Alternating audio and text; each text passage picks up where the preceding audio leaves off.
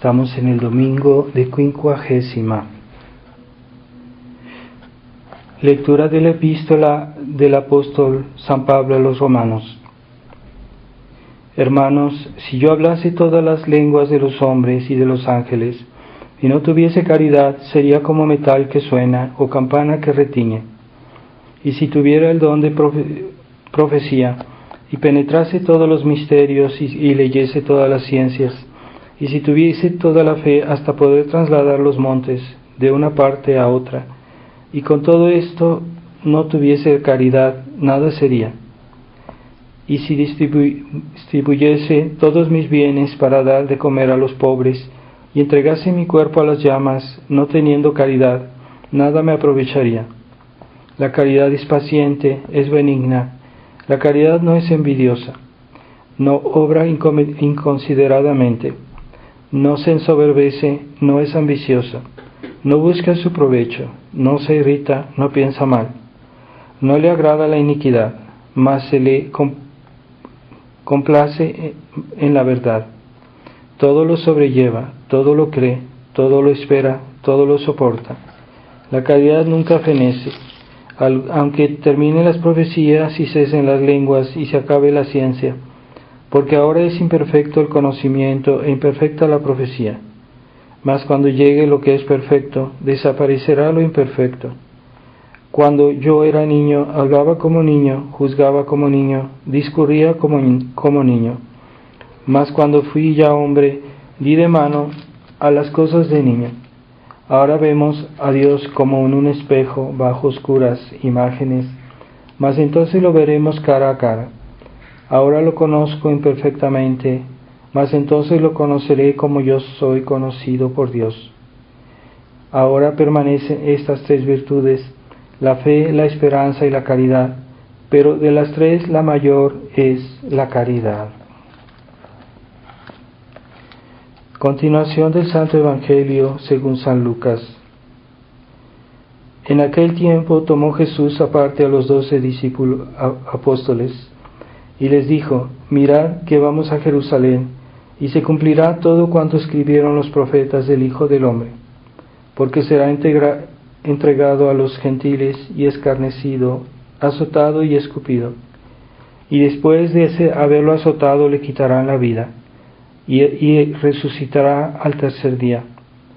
Mas ellos no entendieron nada de esto, pues semejante lenguaje les era desconocido, y no entendían lo que les decía. Y aconteció que acercándose a Jericó, estaba un ciego sentado a la vera del camino, pidiendo limosna. Al oír el tropel de gente que pasaba, preguntó qué era aquello, y le dijeron que pasaba Jesús Nazareno. Y exclamó diciendo: Jesús, hijo de David, compadécete de mí. Los que iban delante lo increpaban para que callase. Mas él gritaba mucho más: Hijo de David, compadécete de mí. Jesús, parándose, mandó que se lo trajesen. Y cuando estuvo cerca le preguntó, diciendo: ¿qué quieres que te haga? Le respondió: Señor, que vea. Y le dijo Jesús: ve, tu fe te ha salvado. Y al instante vio y lo seguía, glorificando a Dios. Y al ver esto todo el pueblo alabó a Dios. Quisiera recordar que este miércoles próximo es miércoles de ceniza. Para los que no pueden asistir a la ceremonia, traten de santificar este día. Este día obliga al ayuno, la abstinencia y el ayuno, así que no olvidarse de practicar la abstinencia y el ayuno.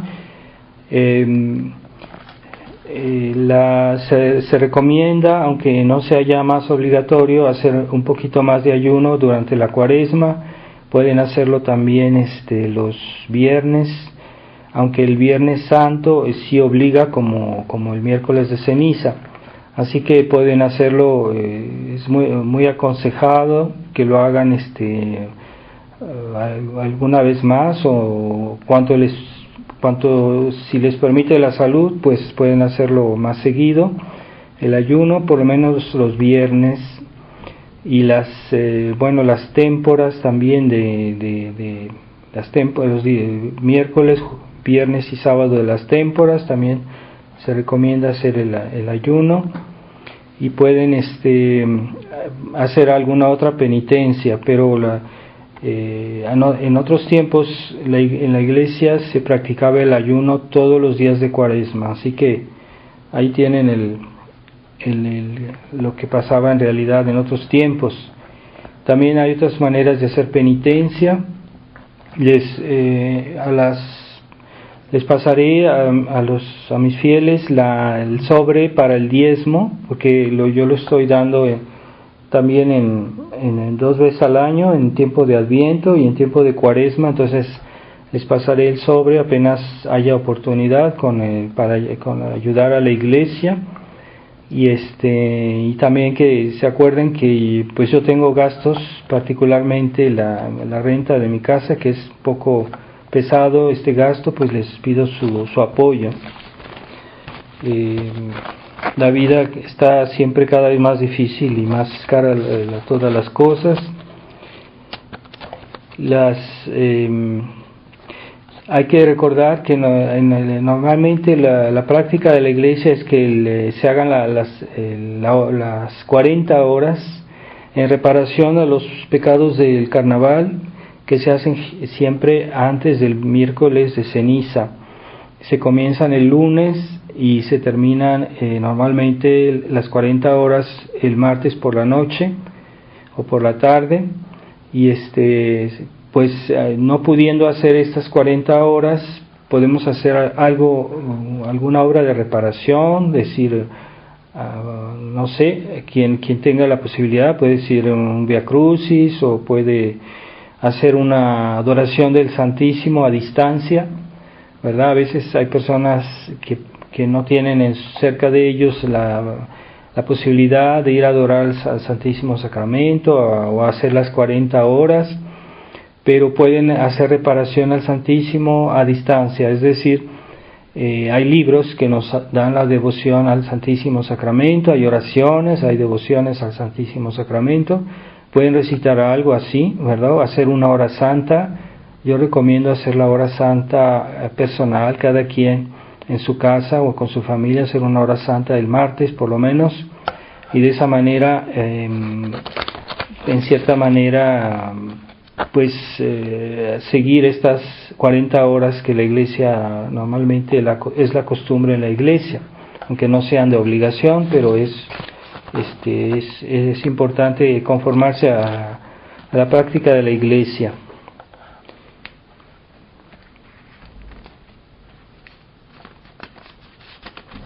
Este año la Semana Santa vendrá muy pronto, y recuerdo que el lunes santo va a ser como en 1991, cuando murió Monseñor Lefebvre, que el Viernes Santo cayó un 25 de marzo. Así que este año va a renovarse eso. Entonces tengamos presente que en esta Semana Santa se renovará el mismo día que Monseñor Lefebvre murió. Hoy era un lunes santo y era al mismo tiempo la fiesta de la Anunciación. En el nombre del Padre, del Hijo y del Espíritu Santo. Amén. Ave María Purísima, sin pecado concebida. Estimados hermanos, estamos en este domingo de quincuagésima, tiempo de penitencia ya, pero no la penitencia cuaresmal, que es más estricta y más exigente. Sin embargo, es tiempo de penitencia. Por eso también se usan los ornamentos de color morado, para implorar a Dios, pues, por nuestra penitencia, su misericordia. Así como este ciego de nacimiento que nos dice el Evangelio, que insistió al saber que iba pasando por ahí Jesús, él se puso a gritar que lo sanase. Entonces este ciego nos da el ejemplo de la perseverancia en la oración, de recurrir a Jesús, de recurrir a su ayuda, a esta gracia que él tuvo de ser curado, y esta gracia pues Dios nos las da todos los días con los sacramentos de la iglesia, porque también tienen la propiedad de curar la ceguera espiritual que todos tenemos, quienes más, quienes menos. Tenemos esa ceguera espiritual que nos impide sino ver las cosas de Dios, comprenderlas, o por lo menos nos impide de darles la importancia que tienen. Entonces eso también es ceguera, porque a veces sabemos que algo es verdad, pero no le damos la importancia que tiene, o le damos una importancia secundaria cuando es una importancia primaria. Y esa ceguedad, pues también vino Jesucristo a curarnos, ¿verdad? Entonces muchas veces estos milagros que hacía Jesucristo son figura de su obra espiritual en nuestras almas. Así que debemos tener esa fe para insistirle y pedírselo. Pero yo quisiera insistir hoy que la iglesia es el medio por el cual Jesucristo nos quiere curar, y es algo que mucha gente ya no entiende hoy, esa falta de fe en la iglesia. O sea, Jesucristo es el que es nuestro Salvador, es el que murió por nosotros, es el que la fuente de todas las gracias, especialmente por su pasión. Pero esa misión de Jesucristo, Él quiso que fuera que esas gracias que Él nos quiere dar, que pasen siempre por la iglesia. Y es algo que la gente tiene tendencia a minimizar hoy, por varias razones. Primero, porque el mundo se ha vuelto muy incrédulo, y algunos que son incluso católicos, viendo la crisis de la iglesia, viendo los escándalos que hay en la iglesia por los ministros de Dios, la infidelidad de muchos pastores, entonces han perdido la noción, por lo menos en parte, de la misión de la iglesia, y que Dios quiere ayudarnos, pero Él quiere hacerlo por medio de la iglesia, y es un concepto muy importante en el catolicismo, que es justamente lo que niega el protestantismo. Lutero, él negó la importancia de la iglesia y de la necesidad de la iglesia para recibir las gracias de Jesucristo. Y entonces la iglesia no solo es una parte esencial, y es un medio absolutamente necesario para salvarse. No basta la fe en Cristo, no basta amar a Cristo, no basta rezarle a Jesucristo, no basta imitarlo. Nos salvaremos por medio de la iglesia, y es por eso que hay ese adagio de que fuera de la iglesia no hay salvación. Pero no es algo así general, sino es algo concreto, es algo que debe practicarse todos los días, y lo practicamos en muchas cosas. Por ejemplo, en los sacramentos. Cuando recibimos los sacramentos, ciertamente las gracias que los sacramentos contienen vienen de Dios, vienen de Jesucristo, pero Jesucristo quiso que esos sacramentos nos los dieran los ministros de Dios, que nos los diera la iglesia. Entonces todos los bienes que vienen de Jesucristo siempre pasan por la iglesia, siempre pasan por la iglesia. Entonces es el canal o es el puente, ¿no? ¿Cómo podemos ir a Jesucristo? Pues hay que pasar por un puente, y no hay otro camino, y no hay otro medio. Entonces ese puente para ir a Jesucristo es la iglesia. Entonces, ¿qué es lo que hay que decir cuando uno ve toda esta decadencia?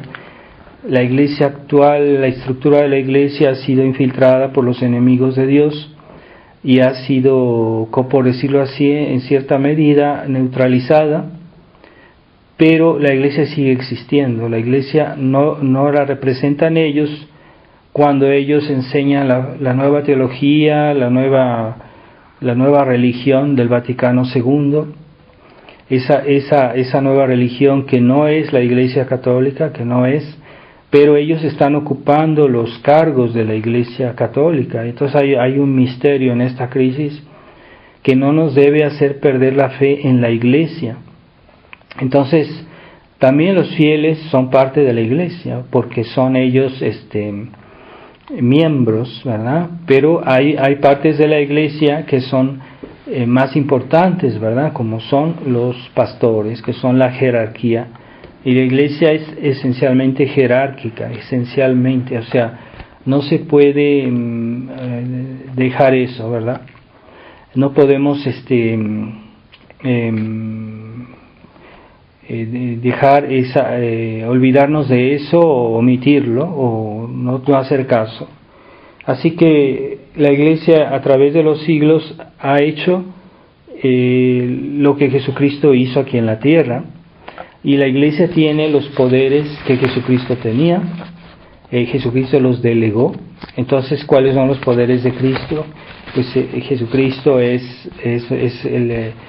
cuando vinieron los Reyes Magos, le hicieron sus regalos porque Jesucristo le dieron oro porque es Rey, le dieron incienso porque es Dios, y le dieron mirra porque es hombre que iba a morir por nosotros. Entonces ahí se ve que Jesucristo es realmente el mediador, el principal, pero Jesucristo ha comunicado sus poderes, ¿verdad? ¿Cuáles son los poderes de Jesucristo? Que Él es Rey, o sea, que Él es el que dirige, que nos da sus preceptos que debemos obedecer, nos da sus mandamientos. También es sacerdote, porque de Él nos viene, de su costado sagrado nos viene la gracia que Él ganó en la cruz. Entonces es sacerdote que nos santifica, ¿verdad? Entonces Jesucristo manda porque es Rey, dirige porque es Rey, pero Él nos santifica porque es sacerdote y nos da su gracia, y también es profeta, es decir, que Él enseña su enseñanza, es la que debemos aceptar porque Él es la verdad encarnada. Bueno, pues esas cosas también las comunicó a la Iglesia, ¿verdad? La Iglesia tiene la misión de enseñar, la Iglesia tiene la misión de santificar, y la Iglesia tiene la misión de dirigir, ¿verdad? Tiene poder de dirigir, de dar órdenes, de castigar, de dar preceptos, ¿verdad? Por eso, por ejemplo, cuando hacemos el ayuno, la abstinencia, estamos obedeciendo a la ley de la Iglesia, que la Iglesia nos manda a hacer eso, ¿verdad? Y también la Iglesia nos puede mandar muchas otras cosas. Entonces, es más importante para nosotros pensar en la Iglesia, porque es por la Iglesia que nos salvamos y la Iglesia que nos une a Jesucristo. Ciertamente caminamos en dirección a ir a estar con Jesucristo en el cielo, pero ¿cómo lo hacemos? Por medio de la Iglesia. Entonces, cuando alguien toma un medio de transporte, pues él lo que quiere es ir al destino, es lo que quiere. El medio de transporte, pues es para ir a ese destino, pero si no usa ese medio de transporte no puede llegar a ese destino, no podrá. Así que hay un momento en que él piensa más en ese medio porque es muy importante. Si no piensa cómo lo va a hacer y de qué manera, si lo hace bien, entonces va a llegar a su destino. Entonces el Catecismo del Concilio de Trento insiste mucho y dice que es más importante en cierto punto hablar de predicar la Iglesia, lo que es la Iglesia, que hablar a veces incluso de Jesucristo mismo. No es porque no sea más importante de nuestro Señor o que no sea el fin, sino que en la práctica, en los hechos, necesitamos de pensar más en las obras de la iglesia, en los preceptos de la iglesia, en ser miembros de la iglesia para poder ir a Jesucristo. Entonces es algo que se ha disminuido hoy mucho, incluso en personas que son católicos tradicionales, a raíz de tantos males que hay en la iglesia oficial. Entonces hay que tener cuidado, no perder la fe en lo que es la iglesia, en la necesidad de la iglesia. Aunque los ministros actuales se comporten mal, pero nosotros tenemos todo un capital de enseñanza que viene de 2000 años de la iglesia, y podemos siempre hacer referencia a todos los papas de la historia, que son muchísimos. Y estos que han hecho el Concilio Vaticano II, pues son una minoría, es por un breve tiempo, si lo miramos con respecto a 2000 años de historia de la Iglesia. Entonces debemos referirnos a ese poder de la Iglesia de enseñar, que viene del de Jesucristo. Jesucristo es el Maestro, porque es la verdad divina, es Dios, es la verdad eterna. Y Él ha comunicado ese carisma de la enseñanza a la Iglesia. Entonces debemos referirnos a la enseñanza de la Iglesia de siempre, y no a nuestra opinión, ¿verdad? No a nuestro juicio, que puede equivocarse. Entonces debemos siempre hacer referencia a qué enseñó la Iglesia, todos los papas enseñaron. Y siempre ese poder, pues, de enseñar, pues también lo tienen los obispos, lo tendrían normalmente, si no fueran infieles a esa gracia, porque tienen esa gracia de enseñar.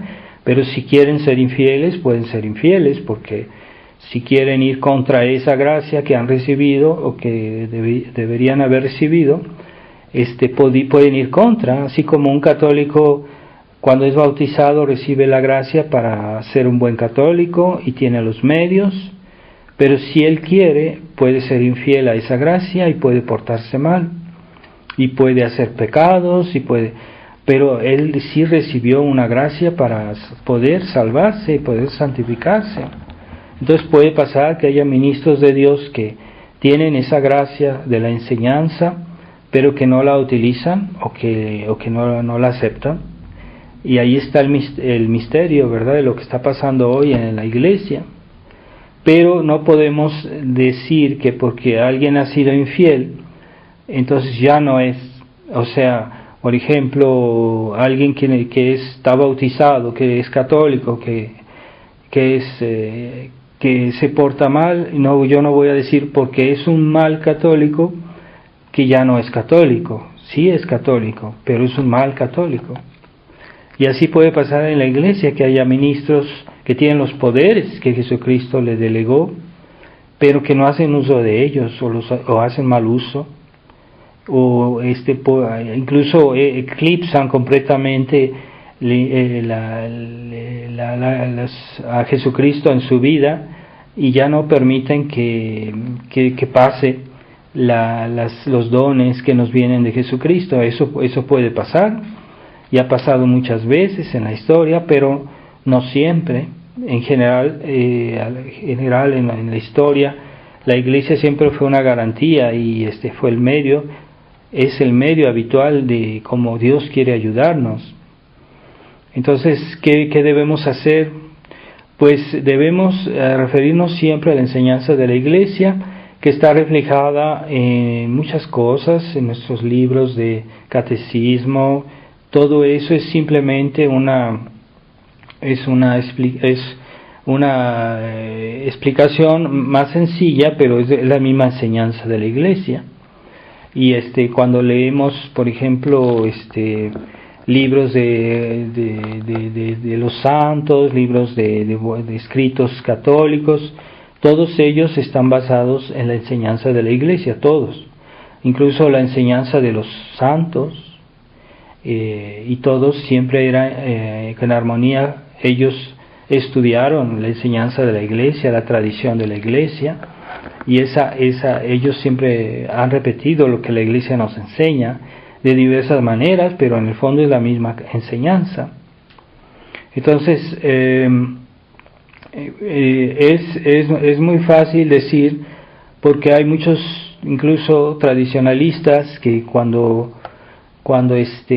hablan de la enseñanza de la Iglesia, pues dicen, bueno, es que la Iglesia en el Concilio Vaticano I habló de la infalibilidad de la Iglesia, y que el Papa es infalible. Por ejemplo, es infalible cuando se cumplen las condiciones que la Iglesia puso para que fuera infalible. Quiere decir que cuando el Papa no usa ese carisma de la infalibilidad, pues entonces puede equivocarse, y entonces yo no estoy obligado a aceptar porque no es infalible. Pues no es verdad.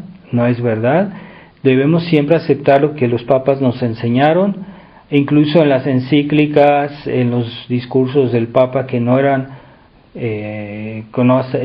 con el carisma de infalibilidad.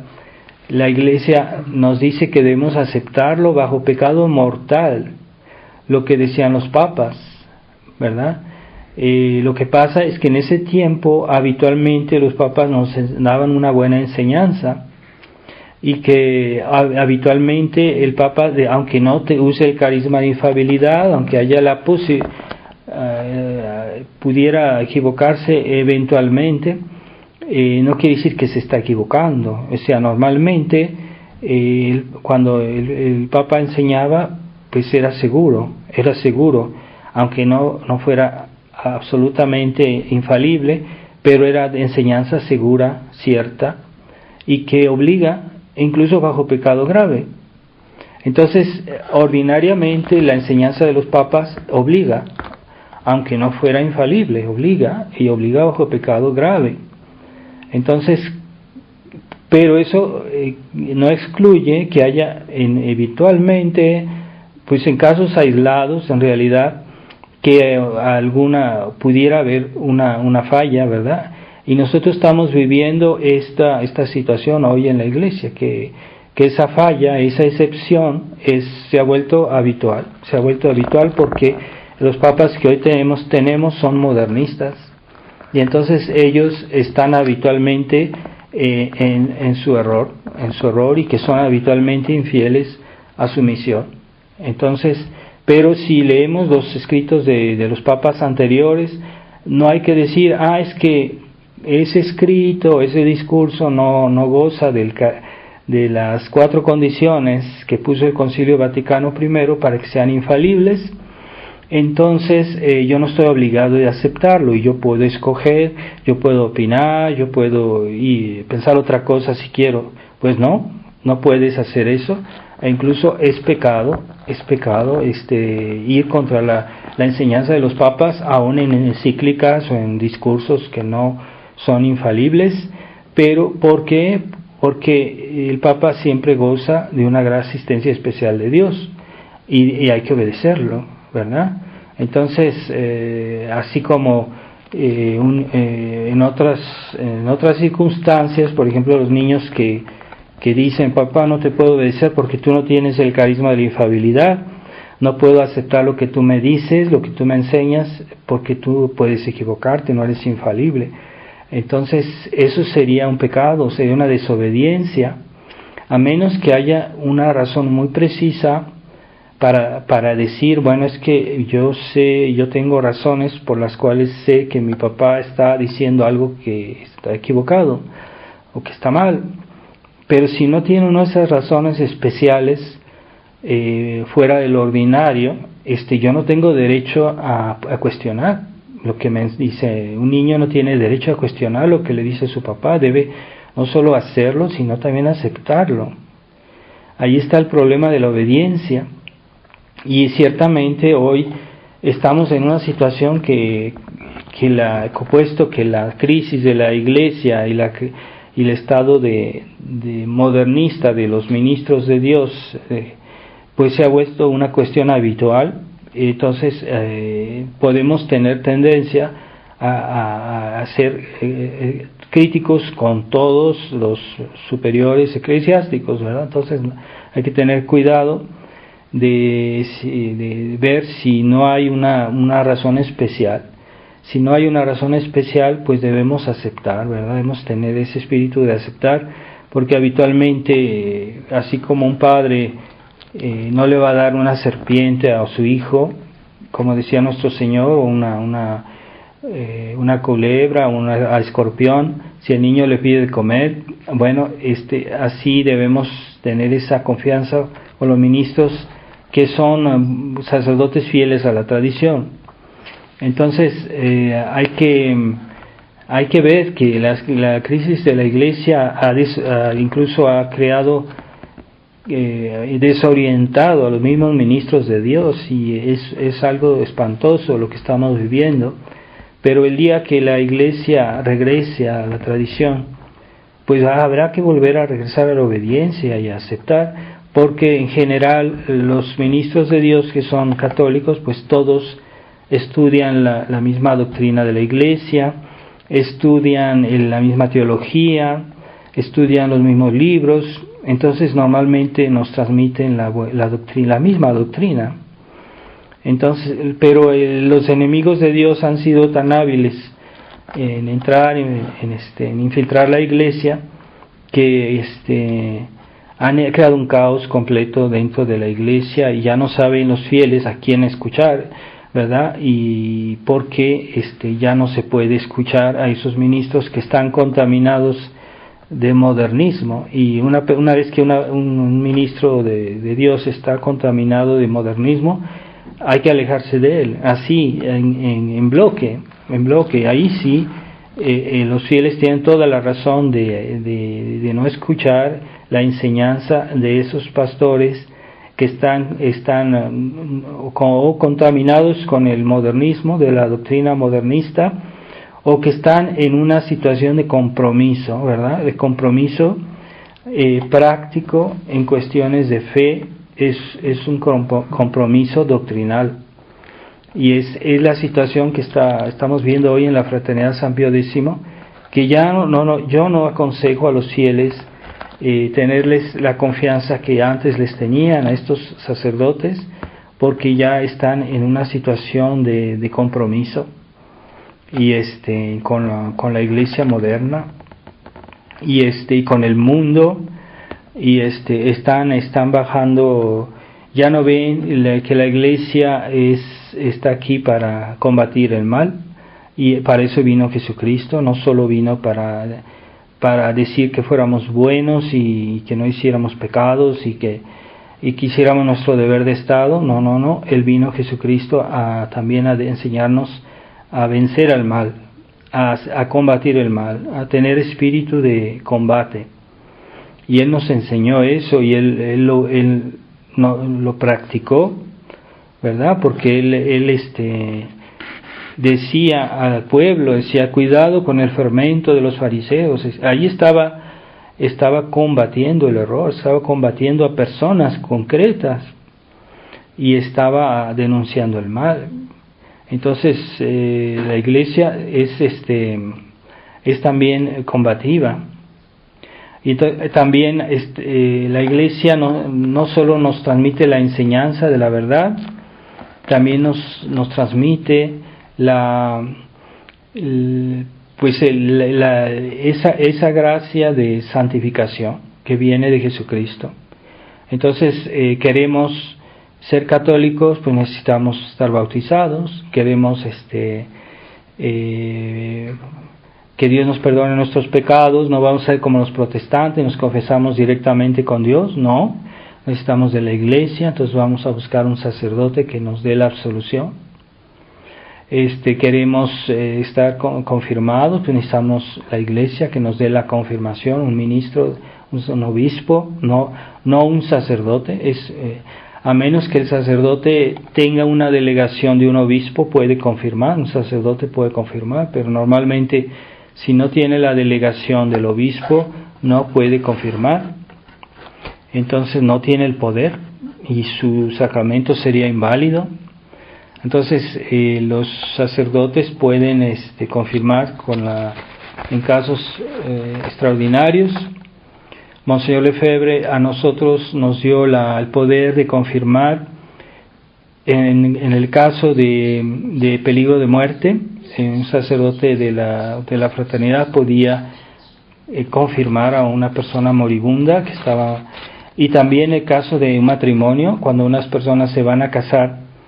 Monseñor Lefebvre nos dio ese poder que él mismo había recibido, porque los obispos misioneros en el tiempo de Pío XII tenían ese poder los sacerdotes misioneros, ¿verdad?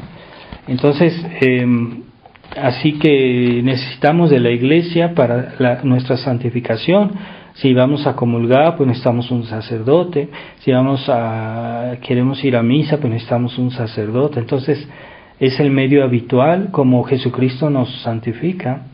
Ciertamente todas esas gracias que recibimos en los sacramentos, la fuente es Jesucristo. De ahí vienen esas gracias, el poder que tienen los sacramentos de santificación, de las gracias que nos dan para mejorarnos, para corregirnos, para hacer mejorar nuestras virtudes. Vienen de Jesucristo, pero siempre por la Iglesia, siempre por los ministros de la Iglesia.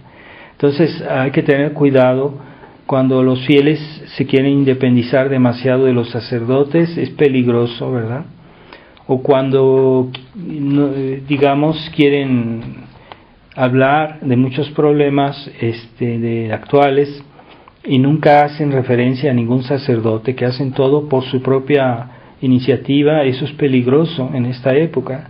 Los fieles siempre tienen que tener un sacerdote que más o menos los ayude, los dirija, al cual ellos puedan consultar, pero no deben hacerse muy independientes, porque es peligroso, ¿verdad? Incluso cuando estudiamos los documentos de los papas anteriores, a veces los textos no son fáciles de entender. O sea, necesitamos a veces que alguien nos los explique, porque a veces la Iglesia tiene palabras, expresiones que parecen que nosotros las entendemos, pero en realidad no es así. O sea, necesitan explicación. Por eso, aunque haya fieles que a veces escriben sobre los temas de la crisis de la Iglesia, y lo hacen bien a veces, pero siempre deben hacerse asesorar por un sacerdote, porque cuando son demasiado independientes es peligroso y pueden caer en error. Así que por más inteligentes que sean, por más instruidos que fueran, por más sensatos que se crean, ¿verdad? Siempre hay que tener a un sacerdote que los siga, que los aconseje, pero que sea un sacerdote que es realmente tradicional, porque hay unos que no son realmente tradicionales, que son fieles no a una parte de la fe, sino a toda la enseñanza. Y yo doy como un criterio pues la enseñanza que nos dejó Monseñor Lefebvre, porque él no enseñaba su enseñanza, sino él enseñaba lo que él había recibido de la Iglesia. Como él decía, yo transmití lo que he recibido. Entonces no era una persona que hablaba de una manera muy personal. Él siempre nos transmitió lo que es la enseñanza de la Iglesia y el espíritu de la Iglesia. Por eso él es referencia, no cualquiera es referencia como a título de Monseñor Lefebvre. Permanece, hay que escucharlo. Entonces, pero también se necesita a veces en ciertos puntos que algún sacerdote nos dé un buen consejo, ¿verdad? Incluso nosotros los sacerdotes también nos confesamos, o sea, tenemos que a veces confesarnos, y nos confesamos con otro sacerdote y escuchamos sus consejos y sus directivas. Entonces así es en la Iglesia, ¿verdad? Todo es obediencia, todo es obediencia. Entonces, obediencia a Jesucristo por medio de su Iglesia. Y a veces todos debemos de alguna manera también ayudarnos y apoyarnos. Y después está el poder de la Iglesia de mandar, de enseñar. el poder de la Iglesia de santificar y el poder de la Iglesia de dirigir, ¿verdad? Entonces dirigir hoy es difícil porque el Papa está como no podemos escucharlo porque él es modernista, no lo podemos escuchar, no lo podemos obedecer, pero siempre permanece eso, ¿verdad? Por ejemplo, que si un día se convirtiera, pero no creo, tendrá que ser algún sucesor, pero si se hablara, si él regresara a la fe, pues habría que obedecerlo, porque permanece papa. Entonces, también doy siempre el ejemplo de una familia, ¿verdad? Si un hijo tiene un papá que es ladrón, que se porta mal, que da malos consejos, pero aunque se porte mal, ese es su papá a ese niño, y ese niño le debe tener respeto aun si su papá se porta mal. No debe escucharlo, no debe imitarlo, pero debe respetarlo. Y si su papá un día cambia y se convierte y se porta bien, entonces él lo tiene que obedecer. O sea, quiere decir que aun cuando su papá se porta mal, de todos modos permanece su papá, al que en principio debería obedecerlo, aunque si se porta mal no lo obedece, pero es excepcional. O sea, la regla es que es su papá y permanece. Entonces, si un día viene la Iglesia, viene un buen papa, pues habrá que obedecerlo. Ahora no podemos obedecerlo, ¿verdad? Entonces las directivas que hoy nos dan, pues son muy malas, ¿verdad? Las encíclicas que ha sacado el Papa Francisco, lo que dice, lo que aconseja, que la gente haga todas estas cuestiones que están ahorita de moda, que hacen daño, que están mal, que son directivas mundialistas que él secunda, que él aconseja. Y él aconseja de obedecer a los mundialistas que quieren destruir a la humanidad, que son enemigos de Dios. Él dijo que hay que obedecerlos. Entonces, ¿cómo vamos a obedecerlos? Es absurdo, ¿verdad? Entonces la Iglesia está en una situación que está ocupada incluso por sus enemigos, porque hay muchos hombres que son masones que han entrado en la Iglesia para destruirla y que están ocupando los puestos de la Iglesia. Entonces es un misterio lo que estamos viviendo, es un misterio, pero no debemos perder la fe en la Iglesia. Y la Iglesia existe, la Iglesia, como decía Monseñor Lefebvre, la Iglesia es un misterio, ¿verdad? Porque hay muchas cosas que no entendemos de la Iglesia, pero la Iglesia existe y no puede ser destruida en este mundo. Puede ser perseguida, puede ser digamos como ocultada, ¿verdad? Es lo que estamos viviendo hoy, pero la Iglesia está ahí, en algún lugar está. Siempre habrá algunas personas que conserven la fe plenamente, porque para ser católico no basta conservar la fe 95%, como decía Monseñor Felé, que el Concilio Vaticano II, el 95% era católico. Pues si es 95% ya no lo puedo obedecer, porque para ser católico hay que ser siempre 100%. Y si ya no es 100%, aunque fuera 99%, ya no es católico, ¿verdad? Entonces la doctrina católica se acepta siempre el 100%. Ese discurso de Monseñor Felé es escandaloso, ¿verdad? Entonces, ¿cómo vamos a aceptar un concilio que es 99% católico? Y incluso no es cuestionable eso también. No podemos, nosotros no podemos hacer ninguna excepción a nivel de la doctrina de la tradición de la Iglesia. No podemos hacer una excepción para quedar bien por aquí o por allá, ¿verdad? No, aunque fuera el 1%, no lo podemos negar. Y esa fidelidad a la fe de la Iglesia es el principio de toda la salvación, de toda la justificación, porque primero para recibir los sacramentos, para obedecer a la iglesia, para hacer los preceptos de la iglesia, pues debemos primero creer, primero tener la fe, primero ser liberados de la ceguera y aceptar la fe de la iglesia intacta.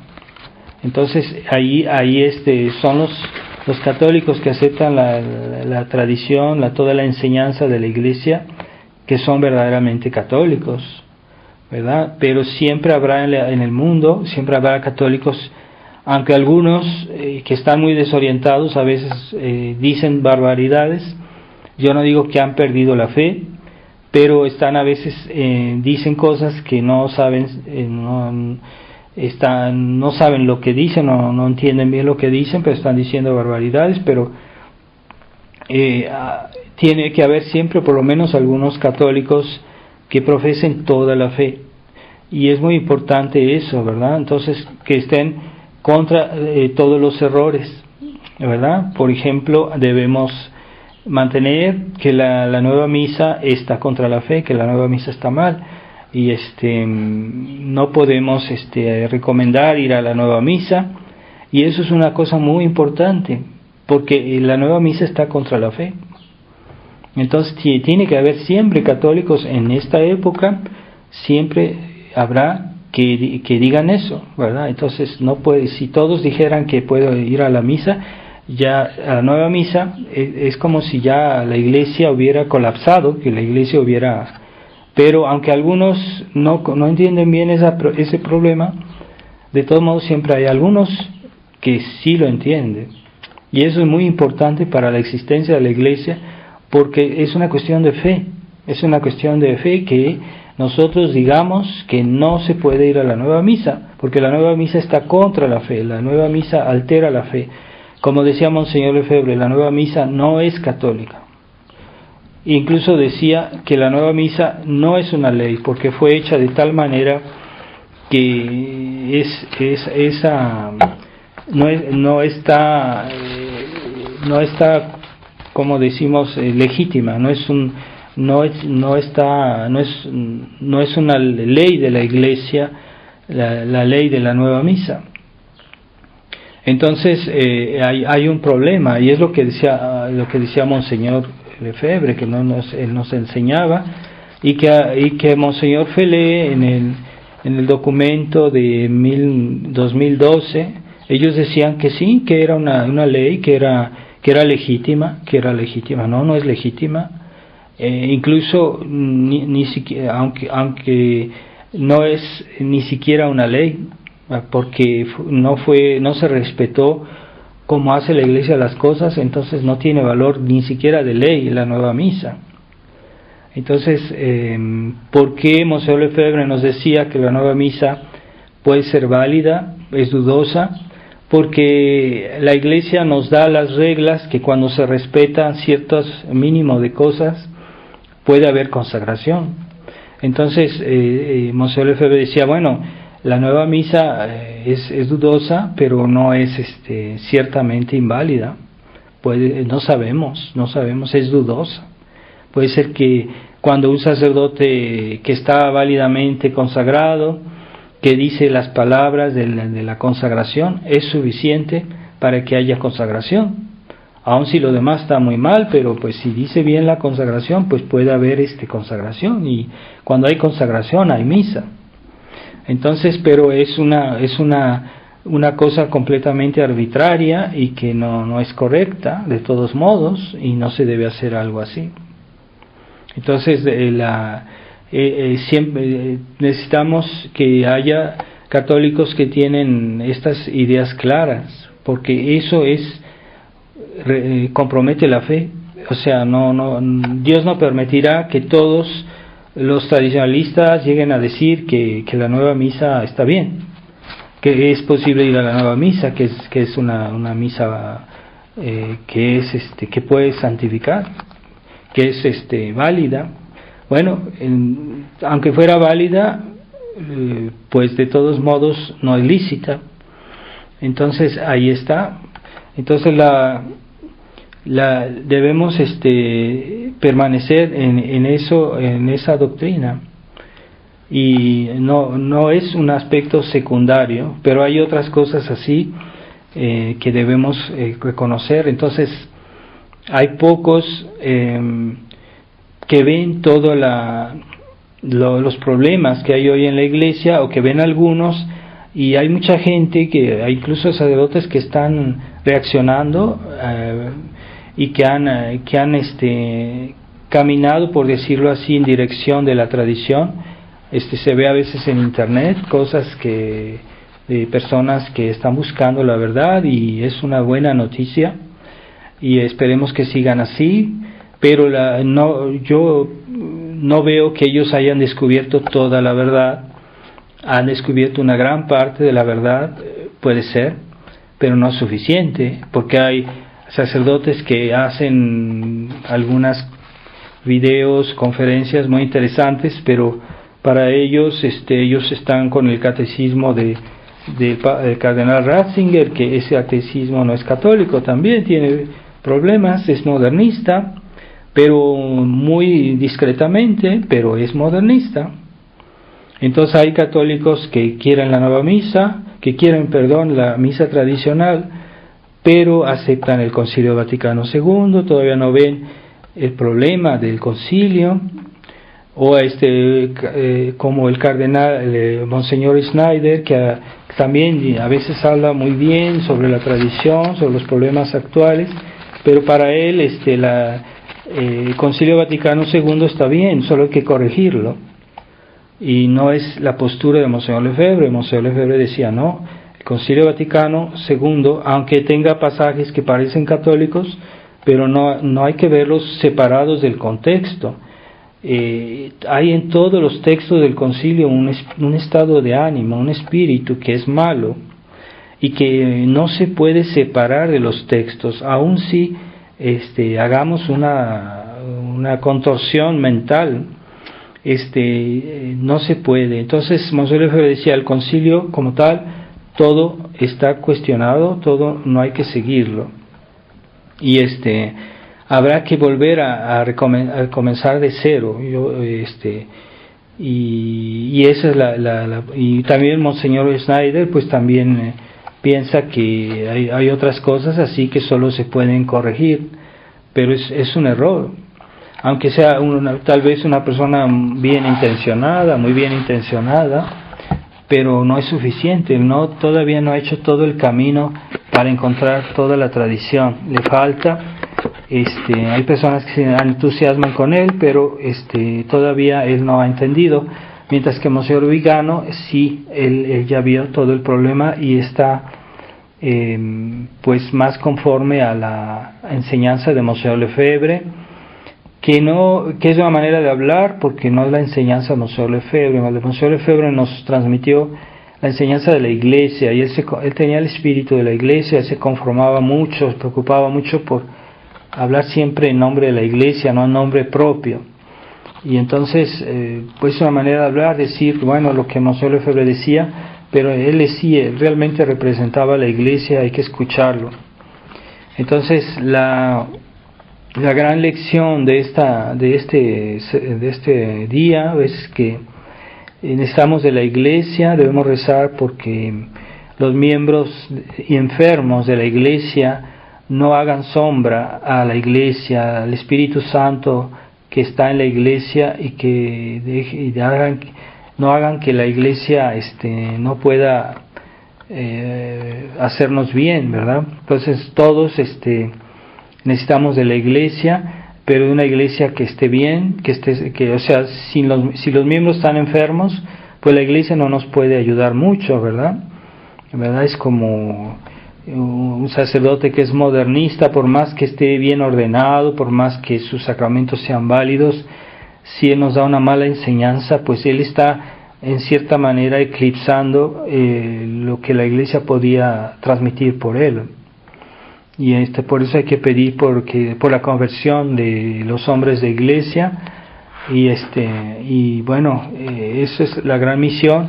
O si no, por lo menos pedir para que Dios suscite vocaciones católicas que sean auténticas y realmente tradicionales y realmente contrarrevolucionarias, realmente antimodernistas, porque es necesario para que la Iglesia exista, que haya una fidelidad en toda la doctrina, 100%.